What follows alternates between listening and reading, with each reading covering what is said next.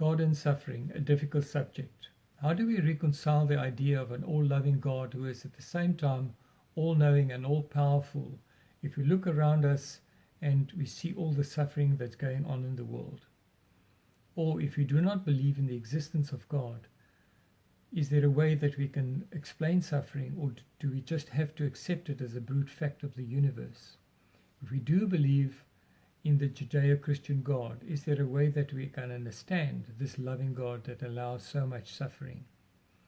This is a talk that I gave on May 17th, 2018 at Church at the Cafe in Den Bosch in the Netherlands. The pictures that we use to highlight the surgical suffering of people are mainly from websites from the organizations that I work with that's been posted on social media. All pictures are copyrighted. The talk follows.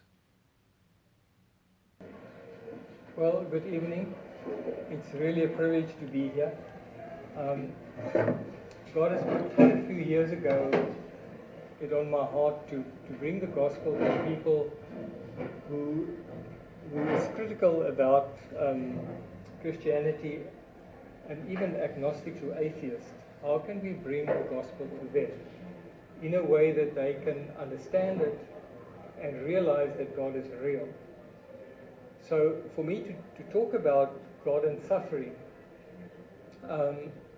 is one of the biggest questions that people object to who doesn't believe in God. Who says, how can a God that's all-powerful, all-knowing and all-loving allow so much suffering? And on that basis they just said, I can't believe in that God. It can't be true that there's a God like that. But he's touched my life a couple of years ago and changed my life radically. And I want to just tell you about this road that he's put me on for a while and how I ended up doing what I'm doing. And I think we as Christians, our biggest witnesses to people who are not believers is actually the story that God is doing in our lives. Because that's the story of reality, of the real God, the living God. And I'll just start with what he's done in my life. He's taken me from being a plastic surgeon in a private clinic in South Africa to being involved with a lot of different things without me really asking for it. But he's just got involved in my life in an answer to prayer, but changed my life radically. I was in private practice as a plastic surgeon in East London, which is a city on the coast of South Africa there.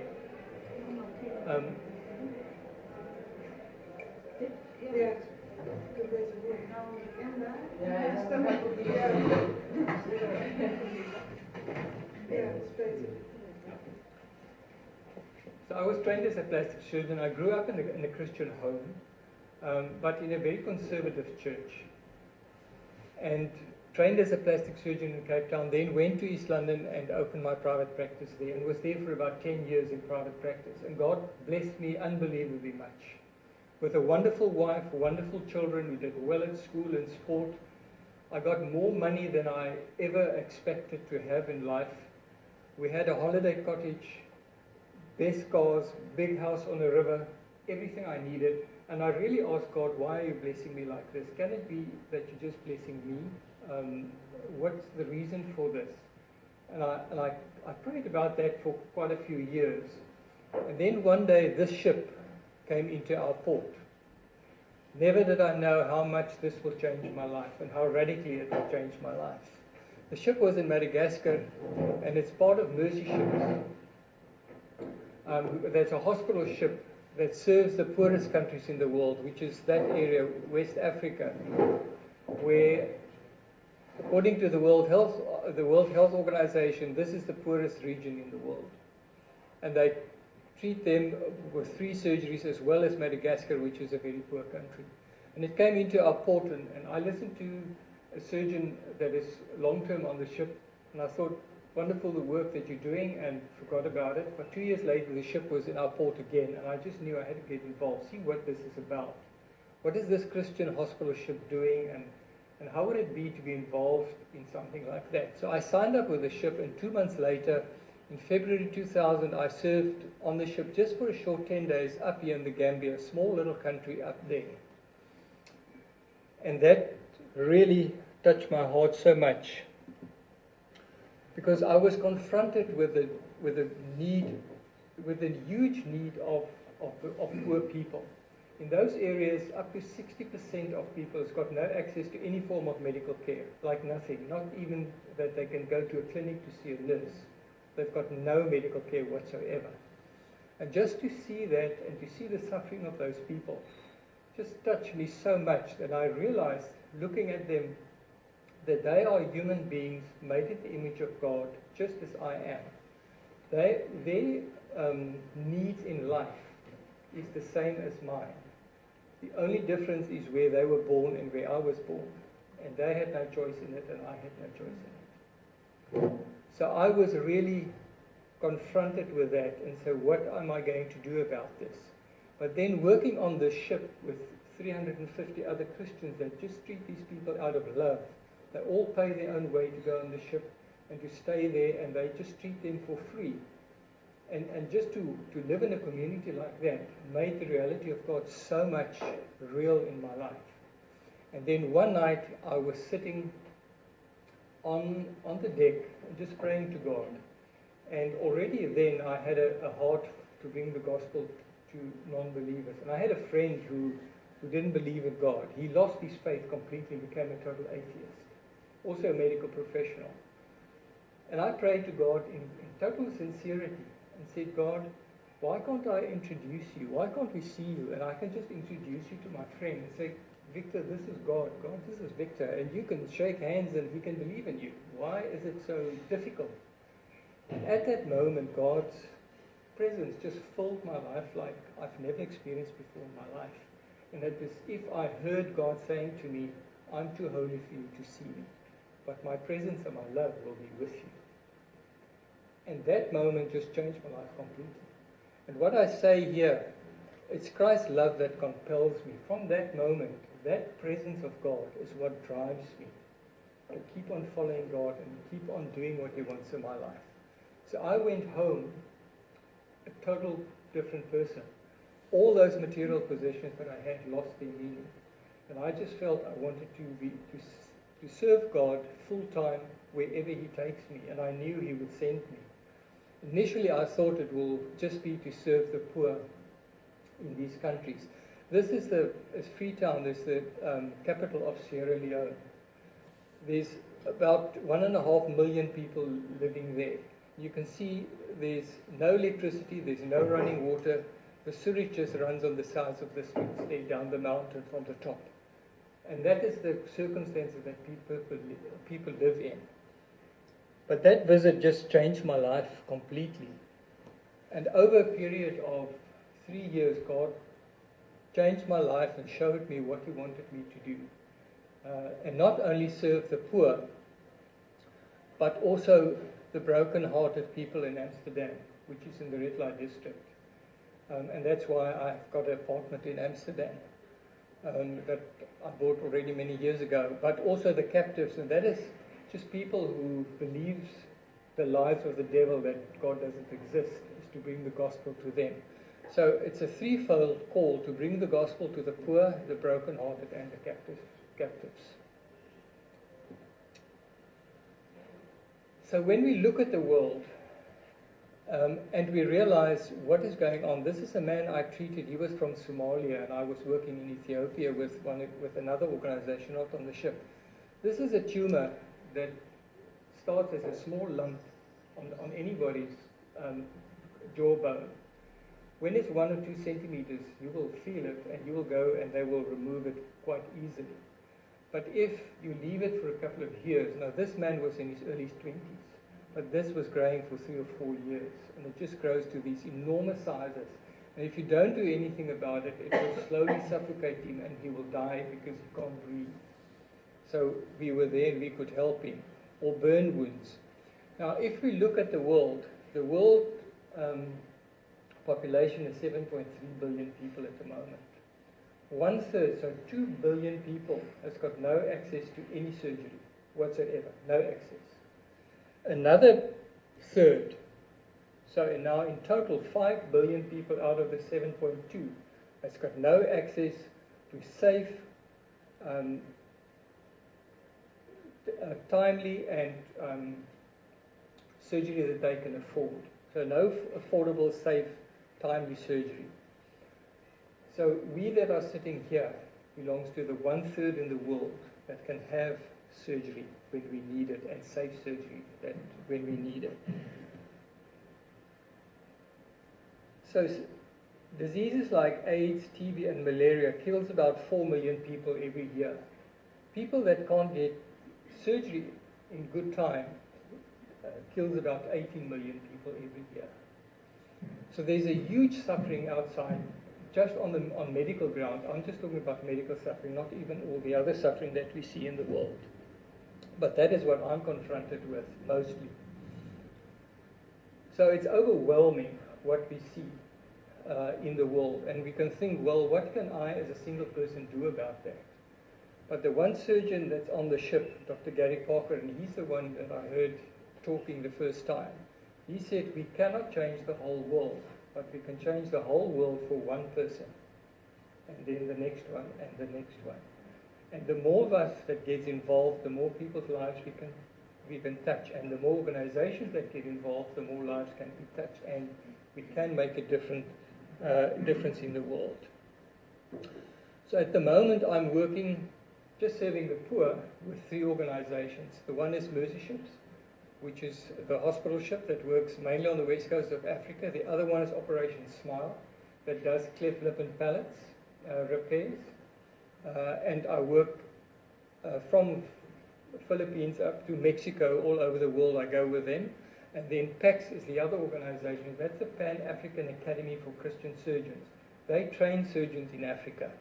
At the moment they've got 70 trainees who are being trained as surgeons over a 5-year period. And the degrees are given by Loma Linda University in California in the USA. So they are trained as Christian surgeons in Africa for Africa, so that they can go out and treat other people again. So a little bit about the ship before I really come to suffering. This is the new ship, so it's not the one that originally came to East London, but this is the new ship that they have now. It's got 450 crew that works on the ship, all volunteers, all paying their own way to go to the ship and to serve on the ship. And what is so great about there's about 40 different nationalities working on the ship at any time. And mostly Christians. They do accept non-Christians on the ship, but usually 80 to 90% of these people are Christians, which are called to really work and serve the poor. And it's so wonderful whether people are from Australia or Norway or South America or Korea or wherever they come from, or African countries, there's immediately a connection with them, because we've got the same Father in heaven, and we've got the same principles that we abide to. So the working together is just wonderful on the ship, and to work with so many Christians, get to know so many people. So I'm going to show you a couple of pictures just of the type of patients that we treat. Now you can see a cleft lip. This operation takes us 45 minutes under local anesthetic to repair. But nobody has done that for this man his whole life. He's got to walk like this his whole life. And or this lady who's got a cleft on both sides. And it's just so sad that there are so many of them. The estimation is that in India alone, now India's population is about 1.2 billion people, but there's about 2 million unrepaired cleft lips in India. In Africa, they don't have the figures, but it is hundreds of thousands of people who's walking around with unrepaired lips. And then it takes us 15 minutes to repair that lip and just give him a normal appearance. But nobody has done that for him and this lady. The interesting thing about this lady, she was so happy about the repair. But the moment I pointed the camera on her, her face would just fall in this unhappy look. And if I take the camera away, she's all smiles again. And I just realized that her whole life when people looked at her and the attention was on her, she didn't want to see the shock in their faces. She didn't want the attention on her. And when I was putting the camera on her, it just reminded her of that look that people was looking at her. We see a lot of people with abnormal hands and feet. And the incidence of the number of people that we see in Africa is not different from what we see in Europe. These children will get operated and the hands fixed when they're 3 or 4 years old. And you will not notice it once it's operated on. But there they grow to any age, and most of them will never have it fixed and won't have a hand that they can use. So that is just after we've repaired that. Or burns injuries is a big problem. Burn injuries is a disease of poverty because they don't have electricity in their villages. So they make fires in their houses, cook their food in their houses. So the children pull the pots over them, or they fall into the fire, or their house catches fire. And then they can go nowhere with their burns. So they have to just, by their own means, try to get those wounds to heal, which can take years of painful healing before the body will eventually just pull the wound closed. And they end up with limbs that they cannot use.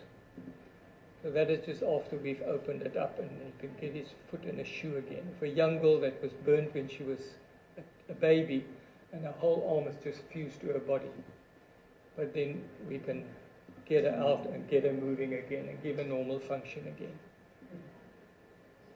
This is a lipoma. It's like a little fat gland that grows under the skin. About 15% of people get that. Most of them will stay small, but some of them will grow big. So if we get it and start growing bigger, we will go and just have it under local anesthetic removed. But if you live in a country, he's from Brazzaville, Congo, was a farmer there. He just had no means to go anywhere with it. And it just kept on growing to this massive size on his back. And it really, again, took us about an hour and a half to remove it for him. This man had a tumor. He was from Madagascar about 3 years ago when we were there. This was growing for 10 years. Now, if you get that and it starts growing bigger and bigger and bigger, and there's just nowhere we can go, you just lose hope for life. And then he and his son heard about the ship, and they traveled for 3 days by bus and by foot to get to the ship in the hope that something could be done for him.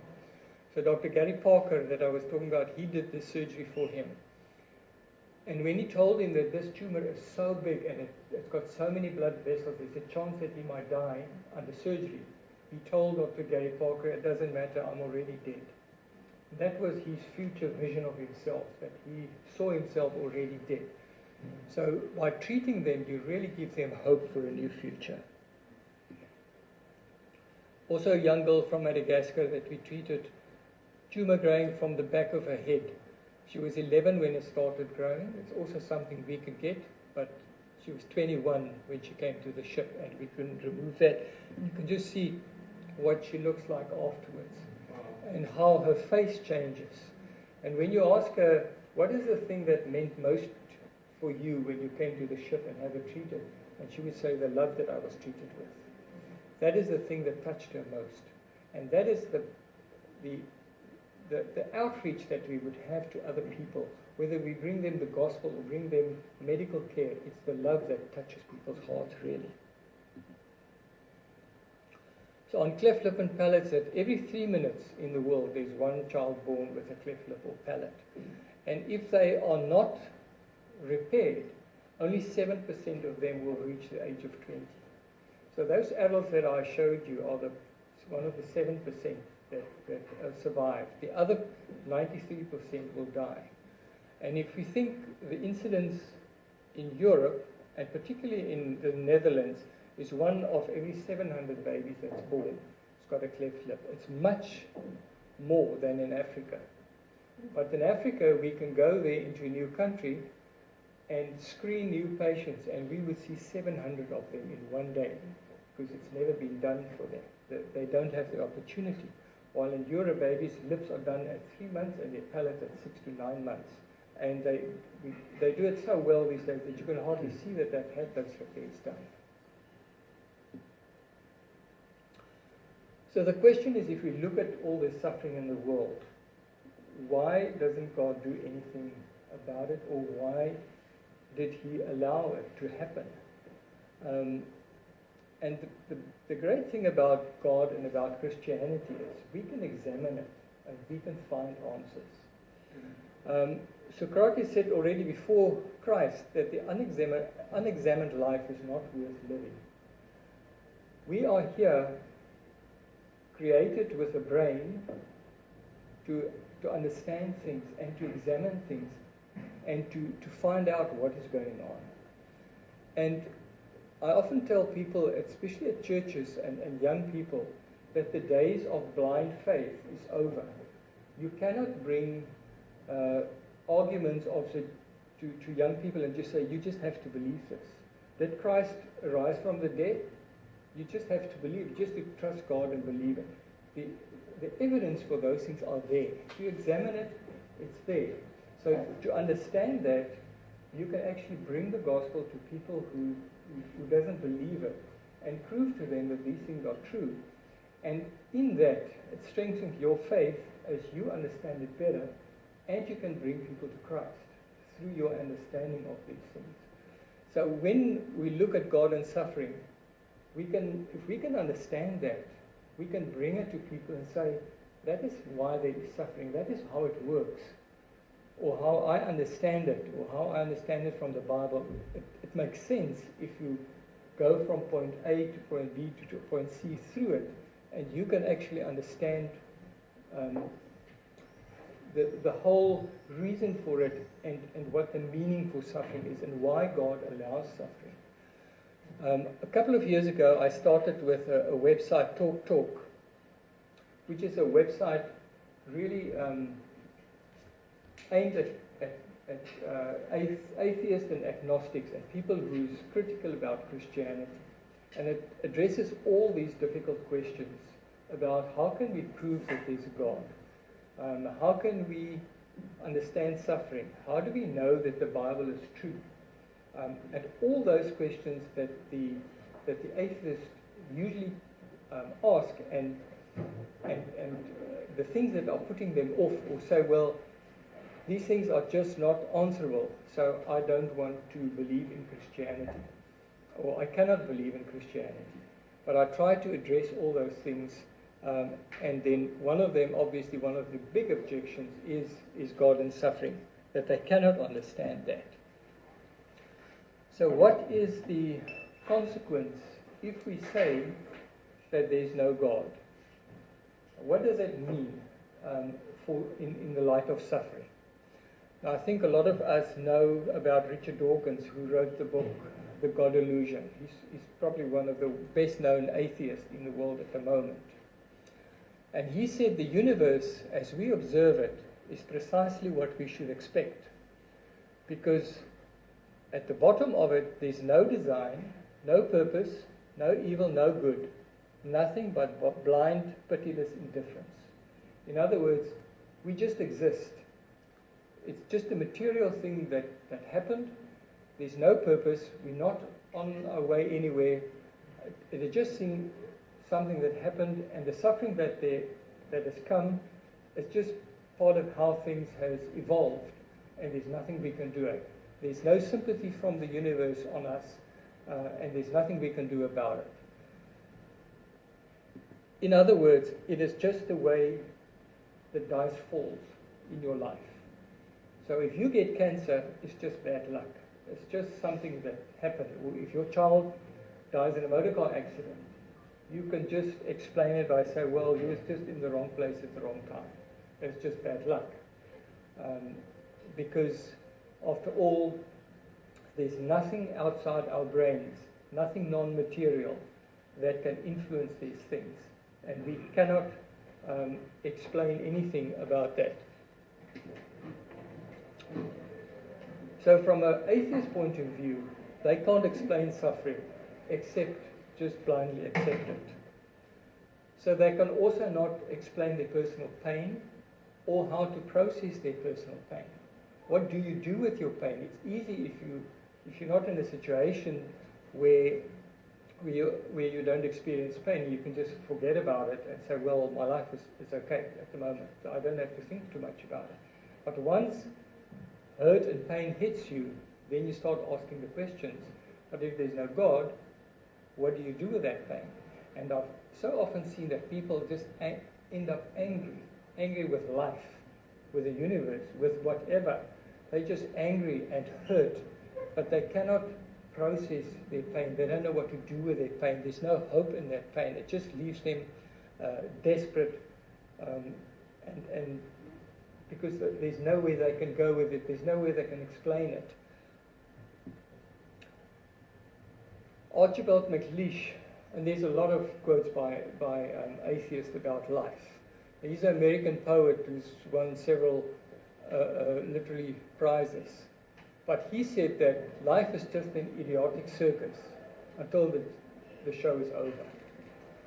And if you think carefully about that from an atheist point of view, there's no other way that you can see it, because life is just full of pain and full of chaos.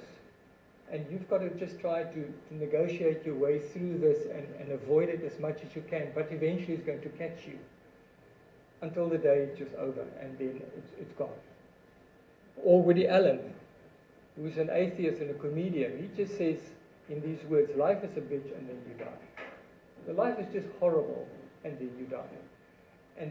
And to be an atheist, it's so hard to get past these words, to get to some meaning. But there is a God.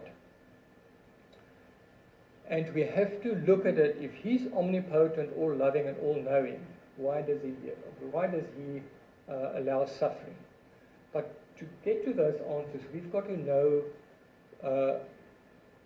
who are we talking about? Who is this God? And obviously, we can look at nature, and God says in His Word, we can know Him by looking at nature. But His Word to us is the best guide, and it makes sense if we read it. And one of the most important verses in the Bible is that God said in the beginning, God created the heaven and earth. In other words, there is a God, and He created everything. The point about science was that through all the ages and millennia, they believed that there was no beginning, that the universe and the cosmos was always there. It was there from eternal past and will be there into eternal future. And that is what they accepted. And they would not accept that God said that He created it, which means at some point God decided to create the earth. But then over the last 100 years, things on the scientific level started changing. Because the Hubble telescope in 1929, Hubble saw that the universe was expanding by looking at the cosmos, and saw that everything is moving away from each other, which implicates it's coming from somewhere. So if you put it in reverse, it's all going back to a certain point. But still, Bertrand Russell, which was one of the most famous atheists of the previous century, said in 1949 on BBC that the universe is just a brute fact, and you just have to accept it. Which is total unscientific meaning, statement that he gave. But that was the idea at that stage, especially from the atheists. They would not accept Genesis 1:1. But in 1963, they started discovering the cosmic radiation, or the post-Big Bang radiation in the universe, and realized that the world is actually cooling down, the universe is actually cooling down. So it must have been very hot at some point, because it's all busy cooling down. And it's actually Stephen Hawking that came up and put everything in reverse and said, well, if you put all of this into reverse, it shows to a point where everything started. And they worked that out as 13.5 billion years ago, where everything started from nothing in a minute point that expanded within a split second. And there were scientists who did the final paper on this in 2003, Guz and Belenken, who said that now the proof of this Big Bang is so strong that no scientific, credible scientist can deny it anymore, despite the fact that it now proves Genesis 1 verse 1. But the problem was what happened on that split second. How is that possible? Because before that moment, there was nothing. And how do we describe nothing? And Socrates described that nothing is really that what rocks dream of. That is what nothing is. In other words, before that point, there was really absolutely nothing. There was no space, no time, no matter. And suddenly there was space, time, and matter. Now, if we think everything that we observe has had a cause, there's nothing in this universe that exists that doesn't have a cause, or new things that happens. Everything has a cause. So for scientists to say that first bang had no cause is illogical. It must have had a cause, but there was nothing before that, except if there is something which is timeless, spaceless, matterless, super intelligent, and something that can take a decision, which is a person. Those 5 properties, that is what the Bible describes God to us. He's eternal, he's non-material, he's not bound to space, he's a person, and he is super intelligent. So that is the only logical explanation we have for the Big Bang. There's no scientific explanation apart from that. The wonderful thing about that is that he's a triune God. Now, if we believe that God is perfect and perfect love, we can also say, before the Big Bang, if God was the only person, the only being that existed, then if he was God alone, like the Muslims believe, who did he love? If he didn't love anybody, then he couldn't have been perfect because he had lack of love in his being. But the triune God has always been Father, Son, and Holy Spirit, with a loving relationship between the 3 of them. So that also fits in with a God that existed before the creation of heaven and earth. And that is the reason why he created us. For love. His purpose with creating the cosmos and creating the world was to create people that he could love and that could love him. And he made us in his own image so that we are capable of knowing him and capable of loving him. But love by definition is free, and that is where the problem comes in. That God gave us a free will. If we don't have a free will to choose him or not, it can't be love. Because you can't force anybody to love you. Or if you create something who's got no choice but to love you, then that's not love. Love is something that's free. So he gave us a free will to choose to love him, so we could freely love him. And the rest of our lives, we've got this free will to choose against God or for God. But then in Genesis 1:31, God looked at everything he has made and he was very pleased, as we know. But then soon, in chapter 6, when God saw how wicked everyone was on earth, and wickedness is to not choose God. And how evil their thoughts were all the time, he was sorry that he made them and put them on earth. So C.S. Lewis that I'm sure many of us know, he was an atheist. And it is the fact of evil and of suffering that made him a Christian. Because he realized that he has had no explanation for evil and for suffering. But the fact that he thinks things are evil, he realized, but he's measuring his moral standards against something which must be outside of his brain, because otherwise it's just relative on how he feels. And he realized there must be a perfectly good, so we can measure our feelings of evil against that perfect goodness.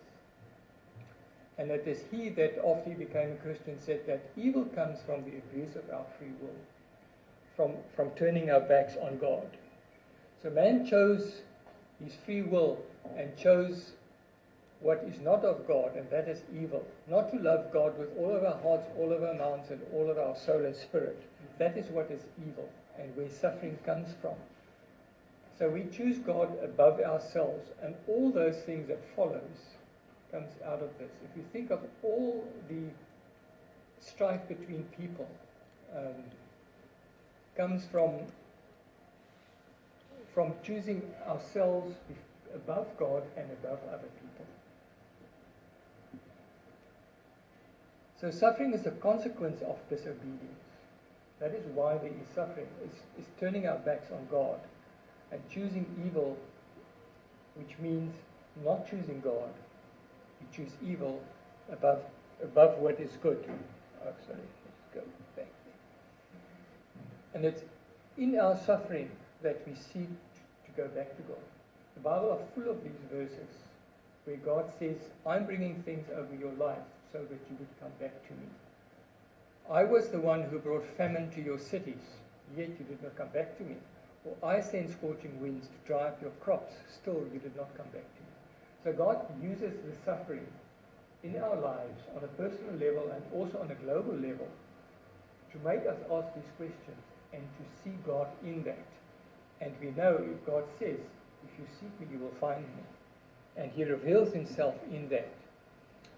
C.S. Lewis said that God whispers in our pleasures. When it goes well with us, whether you're an atheist or not, you sometimes see little things of God, but you sort of ignore it. But he speaks into our conscience because we know whether we're atheists or not. We can distinguish between right and wrong.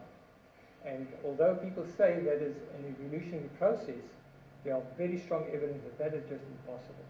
There is a moral standard, a lawgiver outside of our heads, which speaks to our conscience of what is right and what is wrong. But then he says, but God shouts in our pain. He's a megaphone in our ears when we are deaf and when we are in a position of suffering and pain. You know, God uses, and Jesus in his parables used so many parables of nature to demonstrate things. And one of the things that is really, to me, the thing that we can look at suffering is that out of the blackest and muddiest of pools, the most beautiful white lily can appear. So we can be in the worst and horrible circumstances, but God can turn it around if we know that that is what he can do, and we are seeking him. We most often experience the deepest meaning in life and often draw the closest to God in these times of suffering. And I think if people who are believers and know God, we know if we look back in our lives, the times that we had hard times, the times that we really suffered is the times that we often got closest to God. And some of the best books in the world, and poems and music, are all written by people after they've gone through deep waters of suffering, when the deep emotions are stirred up, and that is when the best things are written. A cellist said, I feel so sorry for you. Your lives have been so easy. You can't play great music unless your heart has been broken. It is just a fact that suffering brings out good in one. And a Persian poet said in the 13th century, the wound is the place where the light enters you. And we know God is light. And it is in those wounds that people are drawn and see the light of God. But the other most important thing about suffering is that God became part of our suffering. God said in Hosea 11:8, He said, "How can I give you up? How can I abandon you? Could I ever destroy you? My heart will not do it. My love for you is too strong." So even in our disobedience, God says, "I just love you too much to abandon you." So what did He do? He sent His only Son to suffer for us and became part of the suffering. So God doesn't stand cold against the suffering of humans. He came into the world and became part of it. So that broke off in our disobedience to God and caused all the suffering, He became part of that suffering, and through that suffering, we can now get closer to God and we can get into a personal relationship with God. So there's immense meaning in suffering. It enriches our lives. It acts as a stimulus to bring us back to God, or if we've never been or never knew God, to bring us to God. And it provides us to get into a real loving relationship with God through the death of Christ, which is all part of suffering. God gave us a free will to choose. Love can only be true if it's really free. And He totally respects our choice. People say, "Oh, how can a loving God send people to hell?" But that's not true. People who doesn't want to know God and rejects Him will die having rejected God, and they will be without God for the rest of eternity. And that is what hell means. The Bible uses the metaphor of a place of fire, but even more a place of darkness, which is just a metaphor of both. But it means to be without God is to be in total darkness, suffering without anything that is of God. Now, if you think, what is of God? What will they miss when they're there? They will miss love, beauty, friendship. Everything that's beautiful in this world will be absent. And they will be just like lonely, dark, cold, like a lifeless, loveless existence into eternity without God. But that is what they've chosen. And God has done everything for them, for that not to happen to them. Rabbi Zacharias, which is also a great Christian apologist, said, "Where there's been pain, there have been people who have sought after Him. But where there's been excessive prosperity, there have been those who have clenched their fists at Him." It is just so that the better it goes with our lives, the further we drift away from God until we just forget about Him totally. So just in summary, that is how I understand from the Bible what God means and what the meaning of suffering is. On the left there, if there's no God, we cannot explain suffering. We just have to accept it as a brute fact and a sad fact of the universe that there's horrible suffering in this world. So there's no meaning in it, and there's no personal meaning in it, and there's no way we can process our pain, but just accept it as bad luck, which gives us no hope for the moment and for the future. And what comes with that also, obviously, is that there's no final justice. It means that people that's caused other people to suffer horribly in this life will never have justice. They will just be dead and gone. But if we do believe in God, then we can say the reason for it is God's love. By wanting to love us, He gave us a free will so we can choose Him. But we didn't. And then the suffering came in. But in God's grace, He gives meaning in the suffering. That on the one side, it's this deepest pain that gives us deepest meaning, bring us closer to God as we seek Him. And we often understand our suffering in God. And on the other side, God became part of the suffering. And through this, He gave us a way to get back to Him so that we can have eternal life. So total hope, eternal hope in loving God now and forever, the reason why He created the universe. So we start at Genesis 1:1, and we end with the God that created us so that we can get into a loving relationship with Him.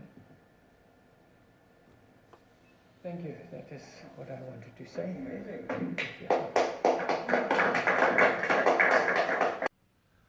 When we consider suffering, we realize that it starts with love and it ends with love. It starts with a triune God who is perfect in love, harmony, goodness, and righteousness.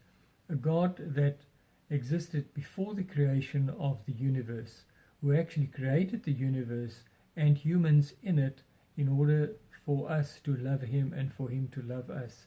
But in that, he had to take the risk to give us a free will to either choose him and all that is good, or to choose against him and all that is not good, which is actually what evil is and what leads to suffering.